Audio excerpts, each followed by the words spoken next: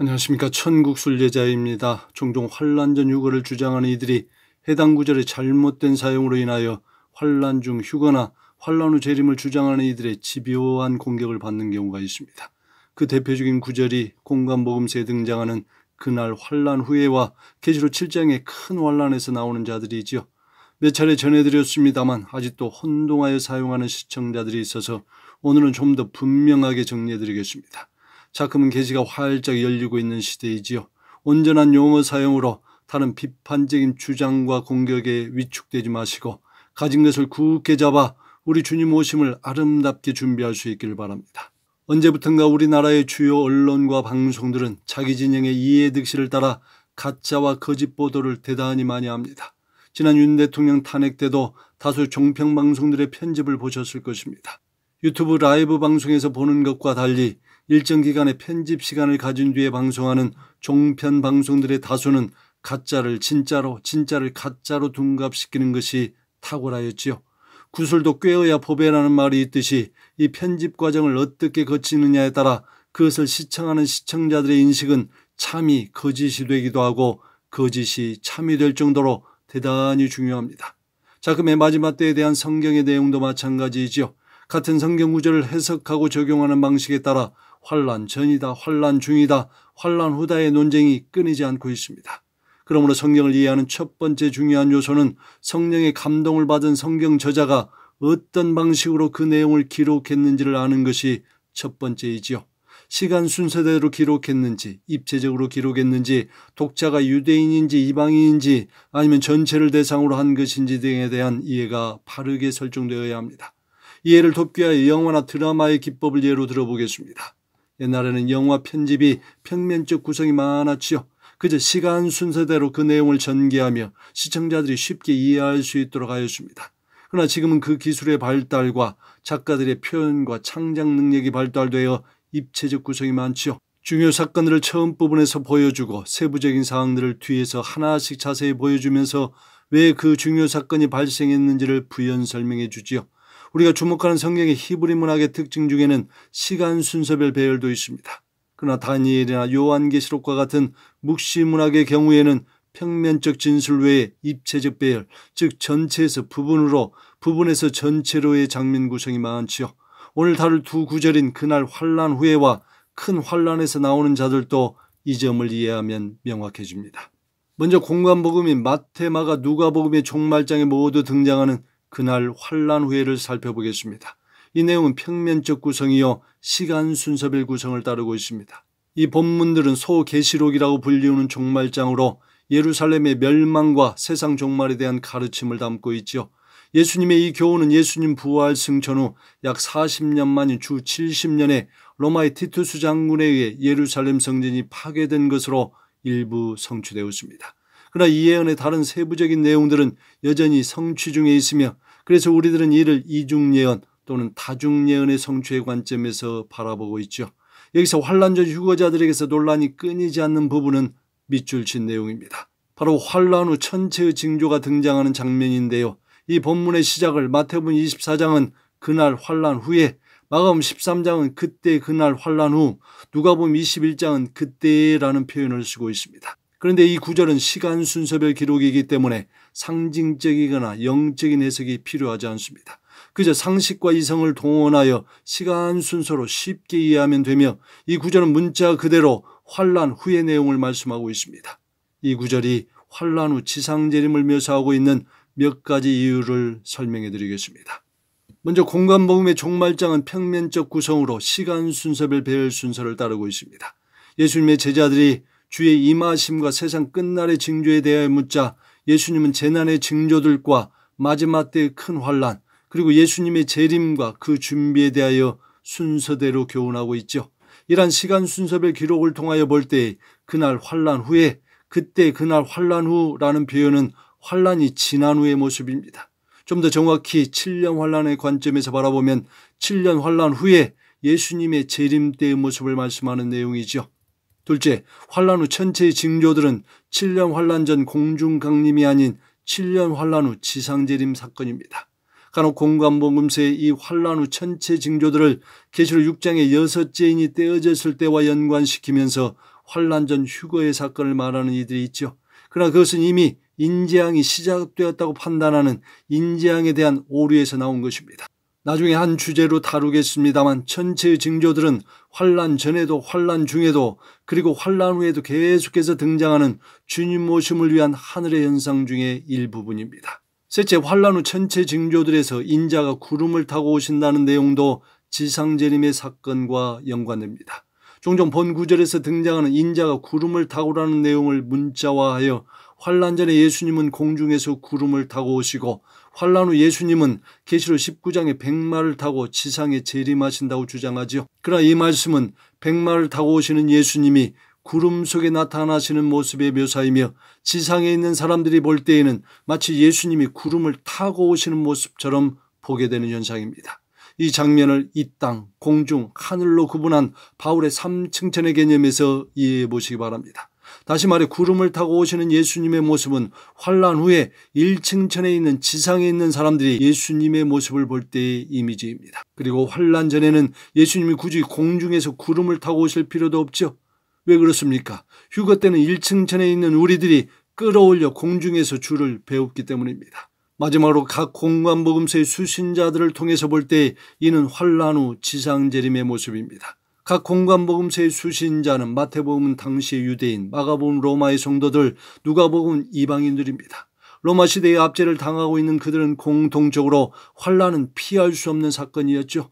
특히 유대인 성도들은 7년 환란을 통해 속죄하는 시간을 가져야 하기 때문에 환란을 통과할 수밖에 없으며 그들은 그 환란의 끝에 본문의 표현대로라면 그 환란 후에 예수님이 재림하시는 것을 목도하게 됩니다. 그러면서도 위안이 되는 것은 이방인을 위한 복음서인 누가복음은 그 종말장에서 너희는 장차 올 이 모든 일을 능히 피하고 인자 앞에 서도록 항상 기도하며 깨어있으라고 말씀하신 것이지요.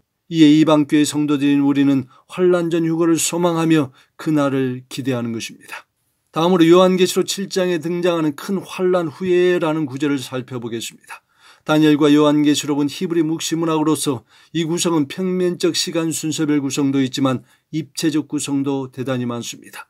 이 구성의 특징은 전체에서 부분으로, 부분에서 전체로 상호 긴밀하게 연결되고 있죠. 마치 요한계시록의 핵심 내용인 7인 안에 7 나팔과 7 대접재앙이 포함되어 있는 구조와 같은 것입니다. 7인은 예수님이 떼시고 7 나팔과 7 대접은 천사들이 담당하면서 큰 틀을 예수님이 정해놓으시고 세부 사항들을 천사들이 진행하는 것과 같은 이치이죠. 그런데 이러한 입체적 구성이 있는 히브리 묵시문학의 특징을 이해하지 못하면 요한계시록을 시간 순서대로 이해하는 한계에서 벗어나지를 못합니다. 그래서 몇 번째 인재앙 때의 휴거가 있고 몇 번째 나팔재앙 때의 휴거가 있고 하는 등의 오류가 계속해서 발생하지요. 그리고 그 오류들을 줄이기 위하여 성경의 특정 구절에 대한 인위적이고 자기적인 해석이 곳곳에서 발생하여 설득력과 통일성을 잃어버리게 됩니다. 결국 이러한 통일성이 없는 모습은 믿음의 초보나 반대의 생각을 가진 자들에게 환란 전 휴거에 대한 의구심과 비판을 지속적으로 갖게 하죠. 최근에 한 구독자는 계시록 11장 7절에 그들이 그 증언을 마칠 때에 무적행으로부터 올라오는 짐승이 그들과 더불어 전쟁을 일으켜 그들을 이기고 그들을 죽일 터인즉이라는 구절을 의문시하였습니다. 그는 이 구절을 문자적으로 해석하여 두 증인이 끝날 때의 짐승, 즉 적그리스도가 나타나고 무적행이 열리는 시기가 5째 천사가 나팔을 불 때에 발생하기 때문에 바로 이때에 적그리스도가 나타난다고 주장하였습니다. 그런데 이러한 해석은 계시록을 시간 순서대로인 평면적 이해로 보는 한계에서 나오는 극히 주관적인 견해입니다. 그의 주장대로라면 그 두 증인과 짐승의 사건이 시간 순서대로는 6째 천사와 7째 천사의 나팔 사이에 등장합니다. 그렇다면 두 증인의 활동도 그 두 나팔 사이의 기간에 이루어지는 것입니까? 그리고 그 두 증인의 활동이 묘사된 두 나팔 사이의 기간도 3년 반이 되는 것입니까? 뿐만 아니라 문자적으로는 짐승도 두 증인이 증언을 마칠 때 등장하기 때문에 적그리스도 역시 전 3년 반 또는 후 3년 반 이후에나 등장하는 것입니까? 요한계시록 히브리 묵시문학의 특징을 간과한 채 단지 시간 순서대로 접근을 하면 이러한 오류가 곳곳에서 발생합니다. 여러분 꼭 기억하시기 바랍니다. 계시록은 평면적 구성만이 아닌 평면적 구성과 입체적 구성의 조화를 이루고 있습니다. 주로 서론과 결론 부분이 평면적 구성이고 7인과 7나팔과 7대접재앙 부분은 입체적 구성이죠. 그리고 그 평면적이고 입체적 구성도 중간중간에 삽경이 포함되어 특정 사건이나 내용을 강화하고 있습니다. 계시록에 대한 이러한 기본적이고 기초적인 이해 없이는 계시록의 해석은 정통이든 이단과 사입이든지 간에 열이면 열 다 각기 다른 주장을 하게 됩니다. 그렇다면 계시록 7장 14절에 묘사된 큰 환란에서 나오는 자들은 누구일까요? 지난번 계시록의 인재양에서 이미 다룬 내용이죠. 종종 환란 전 휴거자들이 이 구절이 의미하는 바가 휴거자들이라고 주장합니다. 그러면서 계시록 7장 전반부에 등장하는 14만 4천 명을 환란을 통과하는 유대인들, 그리고 후반부에 등장하는 이 큰 환란에서 나오는 자들은 환란을 보지 않고 휴거되는 이방인 성도들이라고 주장하지요. 그러나 이 큰 환란에서 나오는 자들은 휴거 성도들이 아닌 지상재림에 참여하는 성도들입니다. 이에 대한 이유들은 다음과 같습니다. 첫째, 계시록 7장 14절에 큰 환란에서 나오는 자들에서 큰 환란은 일반적인 환란이 아닌 특정한 날의 환란을 가리킵니다. 실제로 여기에 큰 환란은 원어적으로 볼 때 일반 관사인 A가 아니라 특정한 것을 지정할 때 사용하는 정관사가 더이지요. 다시 말해 여기서의 큰 환란은 여러 고난이나 고통과 핍박과 같은 어떤 일반적인 환란을 말하는 것이 아닌 7년 환란과 같은 특정한 정해진 날의 환란을 가리킵니다. 둘째, 계시록 7장 14절에 큰 환란에서 나오는 자들은 계시록 7장 9절에 흰옷을 입고 나오는 무리들과 동일하지요. 흰옷을 입고 나오는 무리들도 정한 수가 아닌 셀 수 없는 무리들로 표현하고 있습니다. 물론 이 구절을 인용하여 구원받는 사람들은 모두 휴거된다고 표현하여 휴거자들이 다수라고 주장하는 이들도 많지만 이는 모든 환란을 통과한 자들의 이미지와 부합하지요. 셋째, 계시록 7장 후반부는 이 큰 환란에서 나오는 이들을 하나님의 보좌 앞에 있고 그의 성전에서 밤낮 하나님을 섬기며 하나님이 그들 위해서 장막을 치시는 장면으로 연결됩니다. 또한 계시록 7장의 마지막 구절에서는 하나님께서 그들의 눈에서 모든 눈물을 씻겨주시는 모습이 있죠. 즉 이는 계시록 20장 4절에 보좌에 앉아 심판하는 권세를 가진 자들이 천년 왕국에서 왕노릇을 하거나 계시록 21장 3절에 새하늘과 새 땅에서 하나님의 장막이 사람들의 장막과 함께 있는 모습과 연관됩니다. 다시 말해 계시록 7장 14절에 큰 환란에서 나오는 이들은 구절의 의미로 보나 계시록 전체의 문맥으로 보아도 당연히 환란 후 지상재림에 참여한 자들 또는 그 이후 최후 심판을 거쳐 새하늘과 새 땅에 참여한 자들의 모습이라는 점입니다. 지금까지 살펴본 것처럼 공관복음서의 종말장은 평면적 구성과 함께 마지막은 종합적 교훈으로 이어집니다. 반면에 요한계시록은 전체에서 부분으로 부분에서 전체로와 같은 평면적이고 입체적인 구성이 긴밀하게 연결되어 있죠. 그리고 오늘 살펴본 두 구절은 이 구성에 대한 이해와 그것을 취하는 방식에 따라 해석이 하늘과 땅 차이만큼 커지게 됩니다.